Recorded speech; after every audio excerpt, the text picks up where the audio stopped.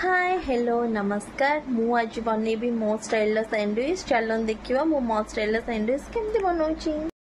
sandwich बनवाई मु सब चॉप करके नहीं जाइए गाजर काकुड़ी टमाटो पियाज cheese sweet corn bread chilli specks oregano एबे सबको मु गोटे बाउल नहीं गली स्वाद अनुसार आम कि लुण पकेदबा लंका गुंड पकेदबा मायोनीज व्हाइट मायोनीज पके नहीं पिज्जा सॉस पके नहीं सेजवान सॉस गोटे पटे लगे देली आ गोटे पटे मु टमाटो सॉस लगेबी आ गोटे पटे मु टमाटो सॉस को भलसे लगे नहीं सैंडविच मेकर मोर ऑन कर देची से मुझे ऑयल लगे नेली एबे एथिरे से स्टफिंग टाको देकी गोटे चीज देकी एबे ताको हमें सेकी नबा भल भाबरे